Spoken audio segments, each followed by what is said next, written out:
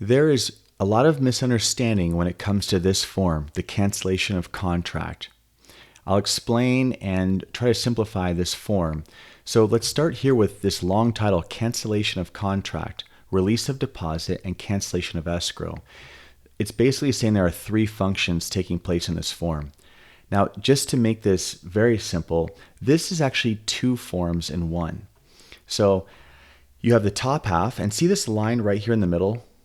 This basically divides the forms.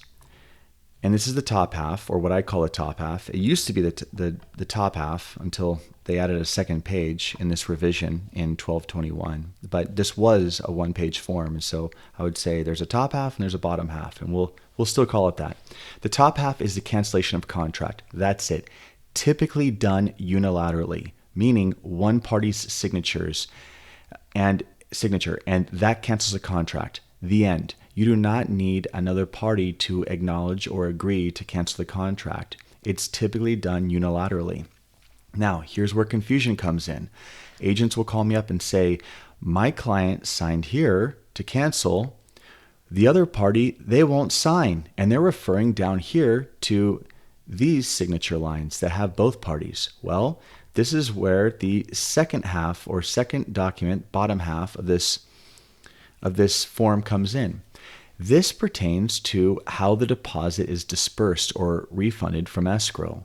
So just to clarify, this is two forms in one. You have the cancellation up top, this line dividing it, and then you have the instructions for escrow on how to disperse the deposit on the bottom half. Now, for cancellation, and we'll just jump right into filling this out. It's very simple. You only need one, and I'll explain. Now, we'll just approach this from what you typically would see. Just if I grabbed a stack of cancellations, in the high probability, the one I'd pull out would be filled out by a buyer. So we'll check the buyer box, and there'd probably be the box A checked, and then a paragraph number that relates to a contingency, like the inspection contingency or the loan contingency. And that's because the buyer is backing out or canceling, and because they know they can back out during a contingency period. And so they'll cite that right there, and then the buyer will sign. And the buyer, technically speaking, could just send this off, completely ignore the bottom. It's not going to help them, and I'll explain why in a second. But the buyer could just sign this, send this off to the seller, and it cancels the transaction. That's it. And it's done unilaterally. And conversely, the seller could do the same thing. I'll show you. So remember, the seller doesn't have the same contingency period loopholes as the buyer, typically. And so a seller has to wait for the buyer to do something like not remove contingencies. And then the seller sends a notice to perform and has to wait a couple of days. And if the buyer doesn't perform, well, the seller can cancel. So you check the seller box here, and you could check this box that a notice of buyer to perform was sent. The buyer failed to remove the contingency or do whatever action was described in that notice to perform. And now the seller can cancel. So the seller will sign here, date it, and deliver this to the buyer or their representative. And it's done. That's it. One party signatures, and it cancels. As long as this is delivered to the other party, you don't need them to sign off on anything.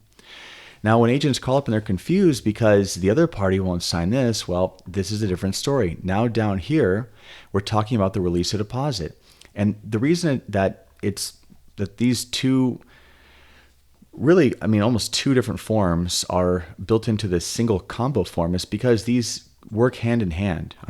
The first question after the cancellation is, okay, what about all that deposit money sitting in escrow? Well, this is where we address it. Now, keep in mind, escrow can only release a deposit under one of two circumstances. Number one, there are instructions signed by both parties, and that's what this is. These are instructions for escrow with two parties' signatures, both parties. The other is if there's a court order or some sort of decision from an arbitrator, but basically that the parties have had to escalate their dispute to court or arbitration, and then there was a binding decision by an arbitrator or by a judge that's going to instruct escrow to release a deposit. So typically when this is filled out, you'll see a full release. Okay, so let's just imagine the buyer says, I'm canceling under this contingency. Give me my whole deposit back. See, section 2C, and then we have the escrow number we would list here, the name of the escrow company, and what you typically see, again, if we just pull this form out of a stack of forms, you typically see C1 checked, seller authorizes a release of buyer's deposit, a buyer's deposit to buyer.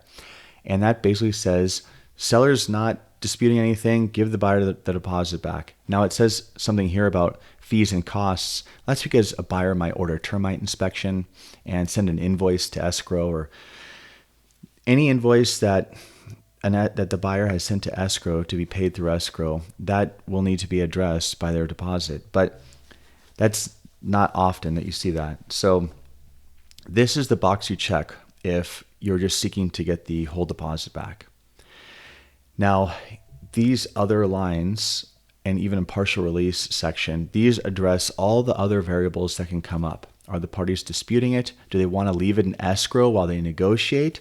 Because again, this form has a cancellation on it. So this may be up in the air, the whole disbursement of and release of deposit.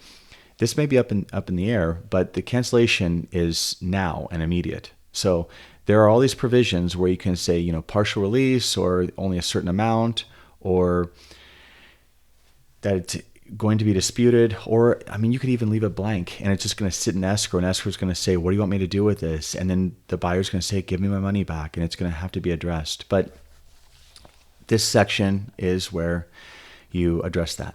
And then both parties are going to sign relating to the bottom half. Again, these signatures don't pertain to the top, the cancellation. This is done. This aligns the divider, and that's it. So if you want to cancel, this is where it's done. And if you want to have definitive instructions on how the deposit's released, this is where it's done here. Oh, one last point I should mention. I see it where someone will cancel, and then they'll say, the people filling out the form that are canceling unilaterally, they also boldly say, and give me all my money back. And maybe all the contingencies have been released. And the seller might have a claim. So they're proposing that this happens down here. Well, just because these might be contentious terms and disputed, and that the parties might be arguing over how that money's coming back, doesn't change the fact that one party's canceling up here. And that's where you can it gets confusing by having two forms built into a combo form. The bottom line is this should be looked at independently of this, even though they kind of go hand in hand. I hope this helps. If you have any questions, please leave a comment. Thank you for watching.